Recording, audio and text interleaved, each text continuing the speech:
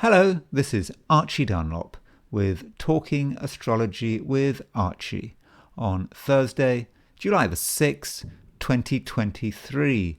I remember the year 2000 very well. It was an election year in which Al Gore was standing against George Bush Jr. And I remember looking at this choice and thinking, well, Al Gore's going to win because George Bush Jr. really didn't look like presidential material. And guess what?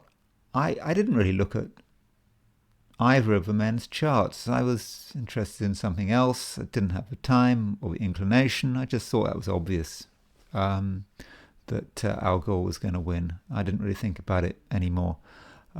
So I didn't actually make a formal astrological prediction that Al Gore was going to win. I just thought, yeah, it was obvious.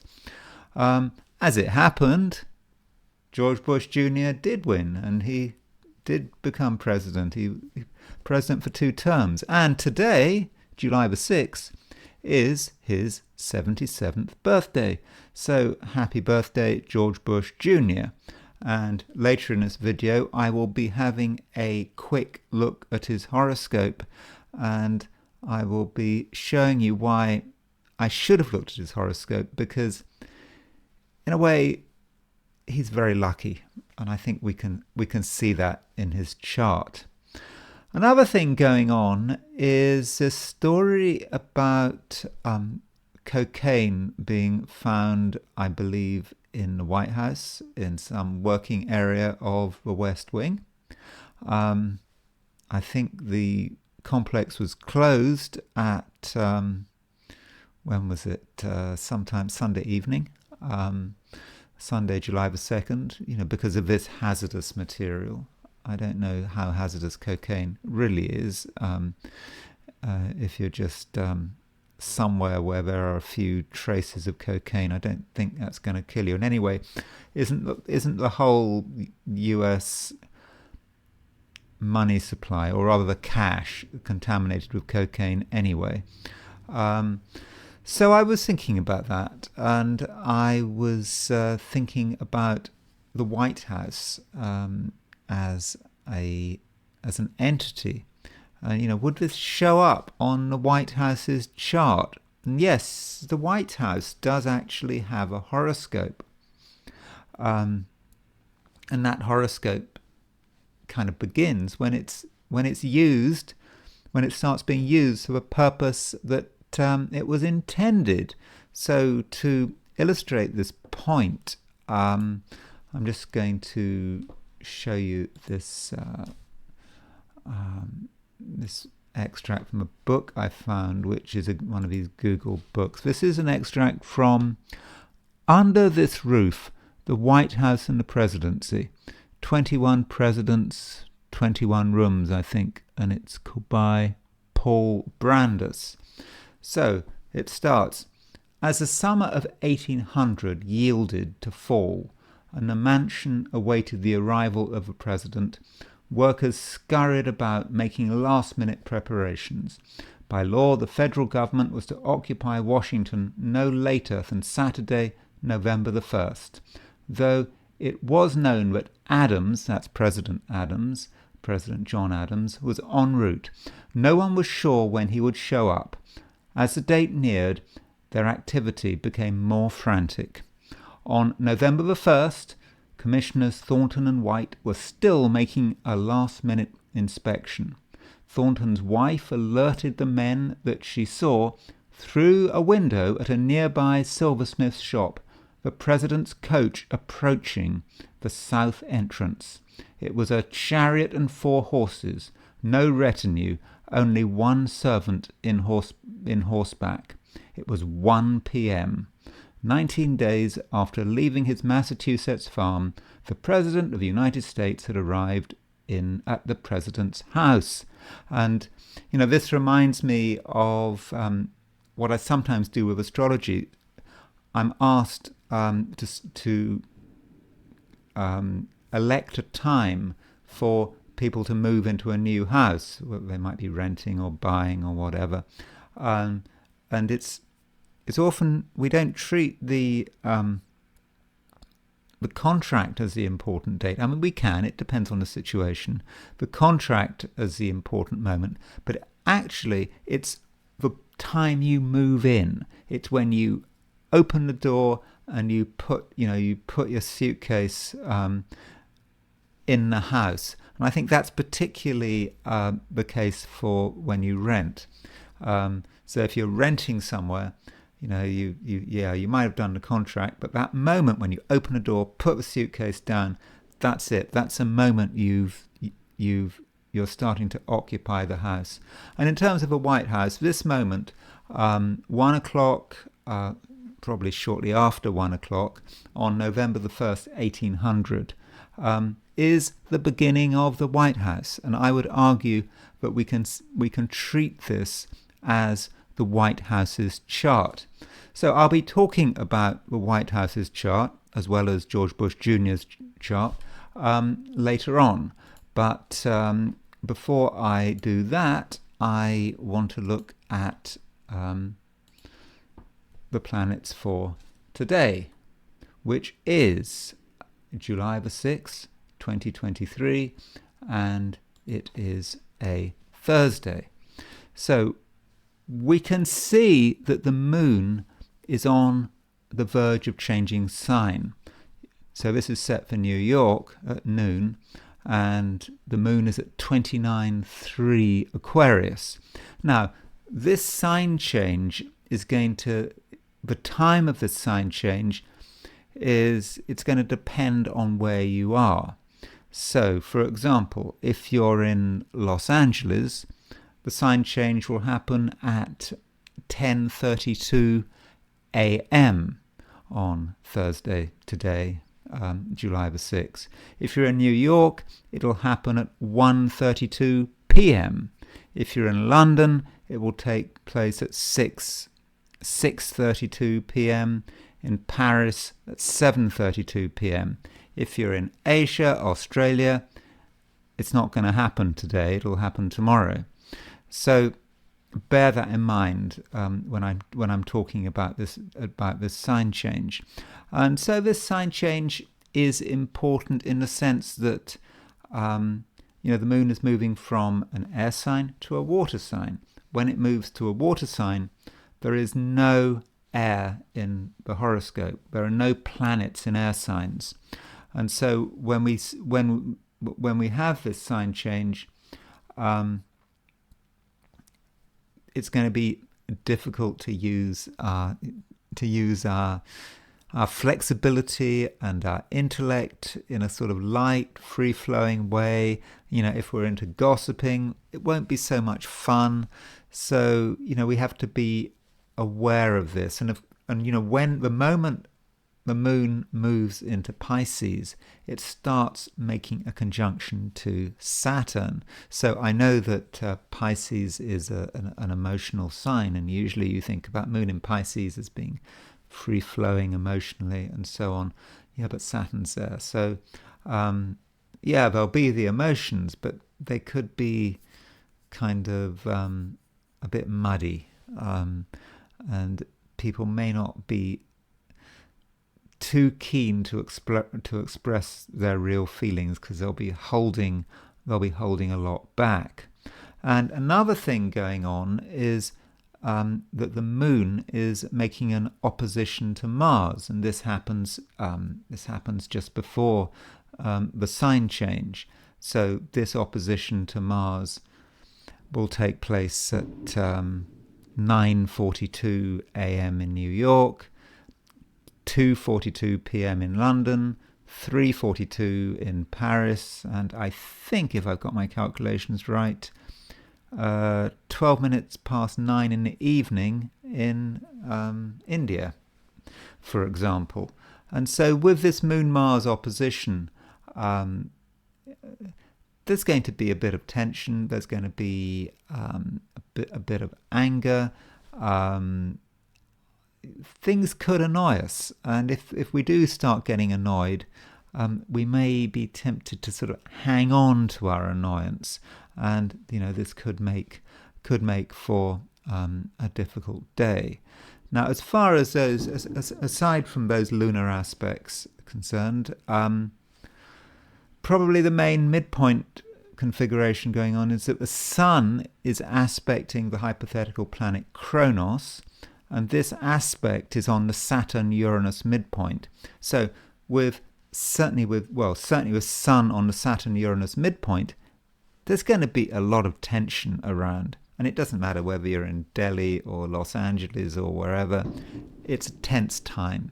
And it's going to be difficult to express ourselves in a smooth way.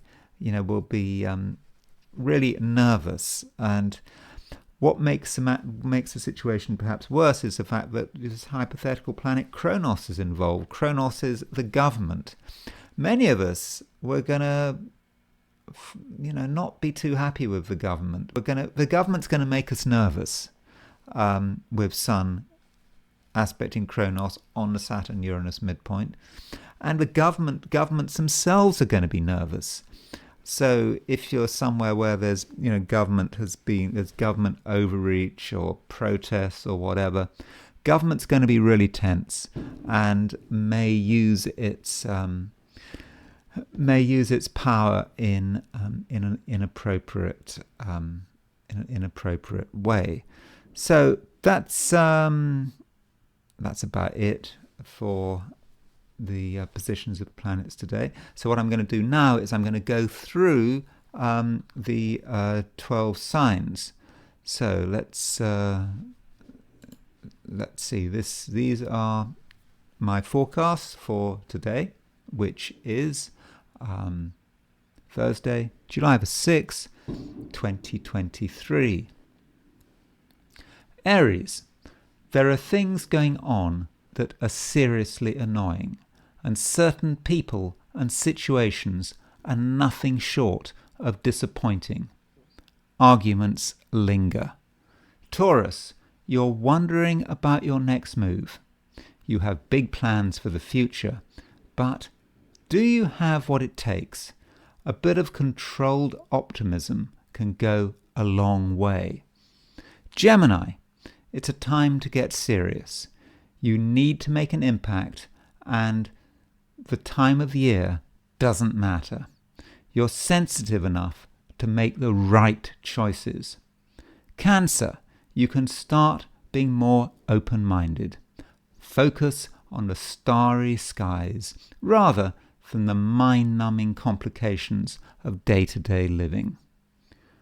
Leo, in some quarters, you're regarded as an authority, someone to be listened to and respected, but you know that the environment is unstable, that there are absolutely no guarantees. Virgo, old disagreements should be left behind. What matters is forging links with new people. They might be serious and disciplined, but that is probably to be welcomed. Libra, you need to differentiate between the things that matter and the things that are just useless clutter. Once you've cleared your space, things will become a lot easier. Scorpio, if you're working, you may be called on to show leadership, even if you're not particularly popular. You can discover a new way of enjoying yourself. Sagittarius, it's good to be at home, away from the craziness and animosity of fast-paced living.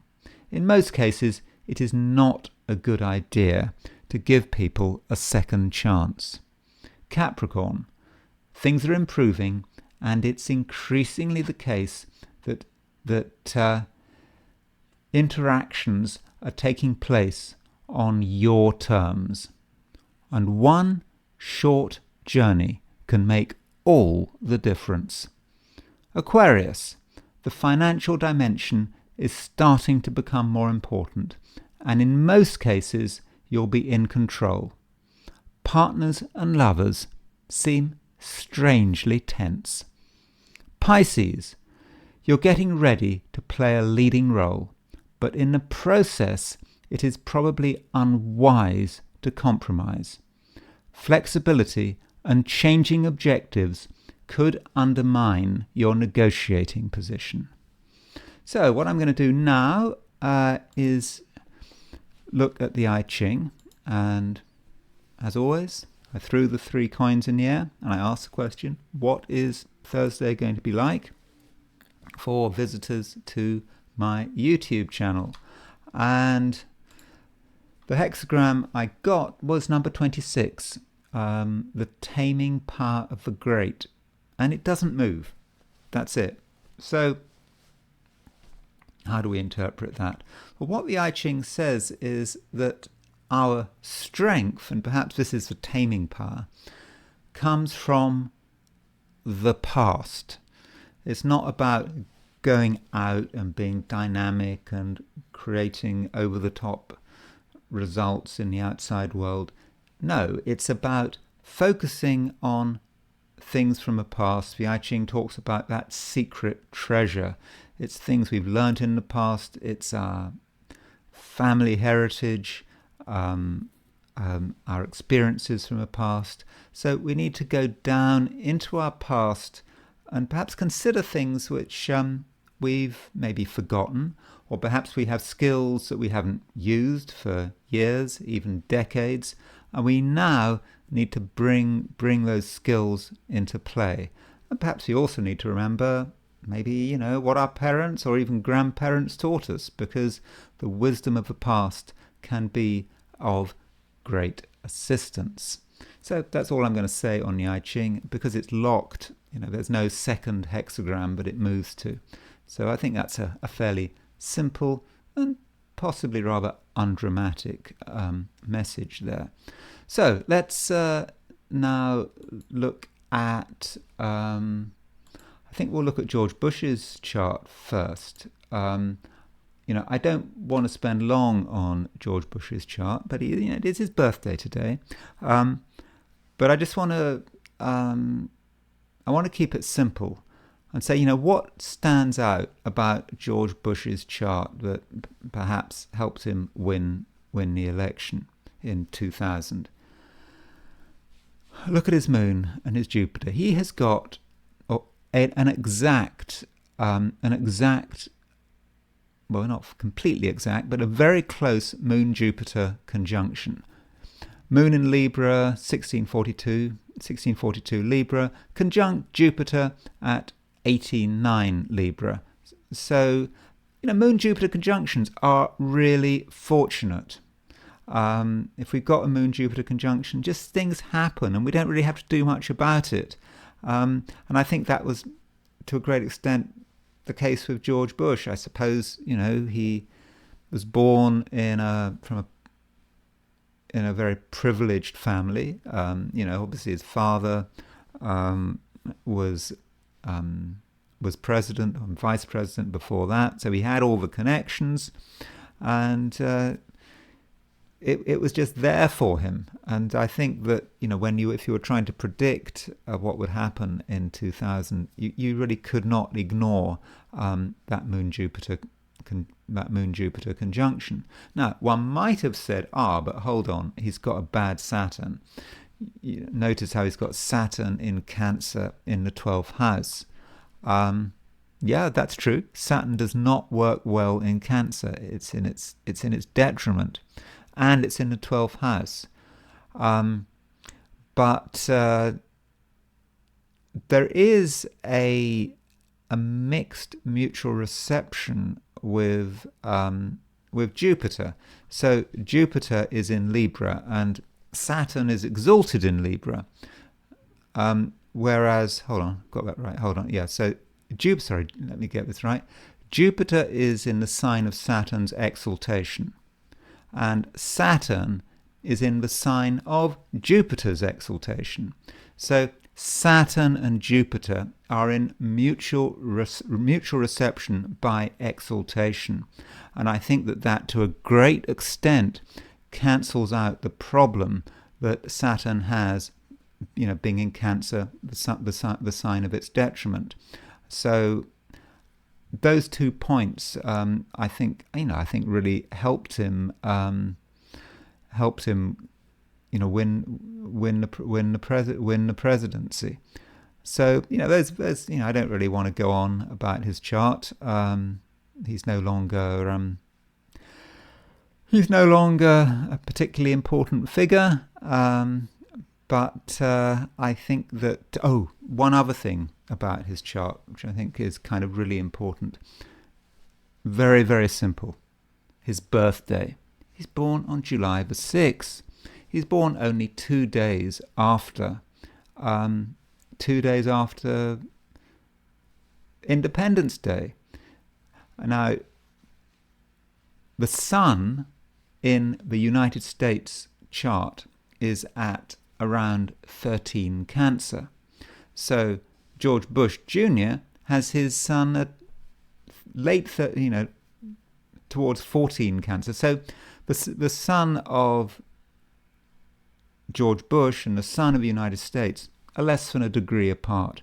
So that means that George Bush resonates with the United States. And in terms of winning the presidency, that was completely, just completely major.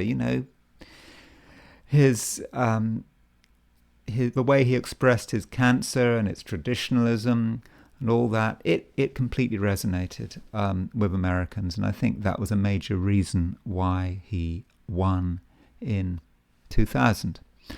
Now let's move to the White House. Yes, the White House does have a horoscope, and here it is. This is for November the 1st, 1800 in Washington, D.C., and I've set the time for 1 p.m. Now that was the time when President John Adams' coach was seen, so he probably got to the White House a little later, but I'm going for 1 p.m. Anyway. So what do we notice about this chart? It happened on a full moon.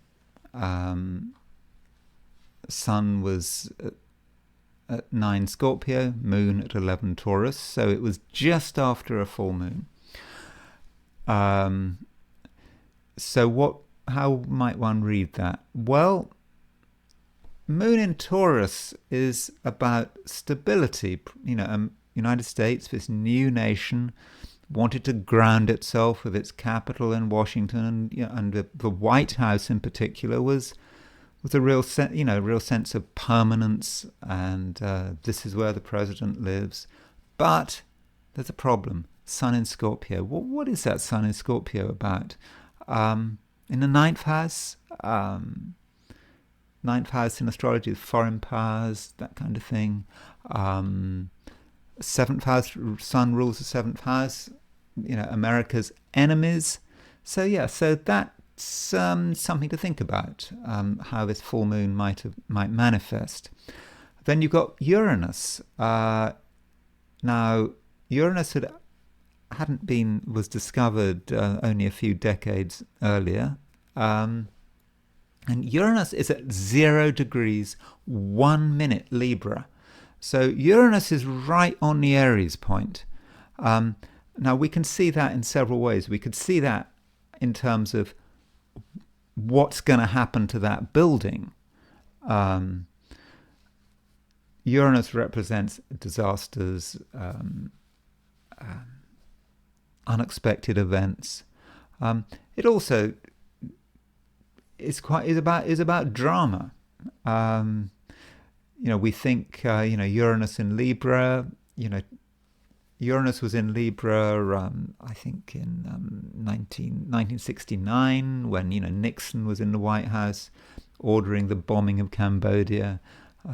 Maybe that's part of it. But it might have been more particular to the building of the White House. Then we have Neptune. And remember, we're thinking the reason I'm thinking about the White House now is because of this thing about cocaine being found in the White House, which is completely not a big deal.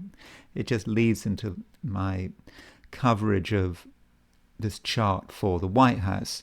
And so we can see that Neptune is on the Sun-Mercury midpoint. Neptune is a planet of drugs, and it's also the planet of alcohol. Maybe it's also the planet of debauchery. So, we've got Neptune on the Sun-Mercury midpoint. That's about confused communication as well. Perhaps just plain lying. And that's perhaps what happens in the White House that's all these presidents have just been lying to the public because they're politicians anyway. But I suppose that really is stating the obvious. Now, we need to test this chart to see if it works. So the best way of testing this chart is to compare it with the chart of when the White House got burnt down, which was nearly 14 years later. That's when the British occupied, or for a short time, Washington, D.C. during the 1812 war. So here is the chart. I don't know the time. I couldn't find the time. I'm sure the time exists. This is when the British quite deliberately burnt the White House down on August the 24th, 1814. So what I wanted to do was compare the White House chart with the time when it got burnt down. So let's see what we can find. Hold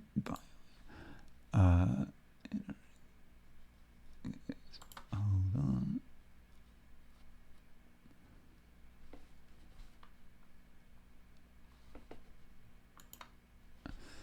So there we have it. So in the inner ring, we have got the White House chart. This is a chart for when John Adams moved into the White House. The outer ring, 14 years later, when that White House was burnt. So we can see here that the midheaven on the White House chart for 1 p.m. Okay, the midheaven might be a bit later. It was 28.3 Scorpio, and at the time of the burning, Uranus was at 28.32 Scorpio. So Uranus crossing the White House's midheaven corresponded with the British quite deliberately burning it down. We also can see that at the time of the burning, there was a fairly close Sun-Mars conjunction in Virgo, and Mars is often connected with burning. The Sun, very fiery planet, and there we have it. Venus in the White House chart is at 2 degrees Sagittarius, so the Sun-Mars conjunction was square the White House Venus. So, and that corresponded with the White House being burnt down. So I think that this is good evidence that the White House chart works. Now, as far as the full moon that the White House was opened under when John Adams moved in, I mentioned the sun, and the sun is ruler of the enemies of of America's enemies, which during the 1812 war was obviously the British, and sun's in the 9th house, and so that full moon really represents the enemies, people attacking the White House and setting the whole place on fire. So that's kind of baked into the White House horoscope. Of course, America's a bit stronger than it was in 1814, so it's no longer the case that foreign armies pass through Washington, D.C. Although, we did have 9/11. Washington, the White House might have been a target. I mean, I don't think it was, but it might have been. So it's not entirely impossible that a foreign power or terrorist organization is able to make a major attack on the White House. Now, in comparison with the White House getting burnt down by the British, the finding cocaine in the White House is just completely irrelevant. It's tiny, but it's just a tiny event. Nonetheless, I set up the chart for the White House closure, and there it is. It seems a bit paranoid to me. Notice that at the time of the closure, Jupiter is at 9 Taurus on the IC. So going back to the White House chart, that Jupiter was actually right on the Sun. Was right opposition the Sun. So Jupiter was picking up the full moon, the White House 1800 full moon. And so Jupiter, I suppose you could say, well, Jupiter's excessive. Jupiter in Taurus likes to enjoy itself. Jupiter in Taurus maybe likes to occasionally have a line of cocaine, and maybe that was what it was about. I don't know. It's very trivial, but I thought I would point it out. Anyway, that's all I'm going to say for today, and I will talk to you tomorrow.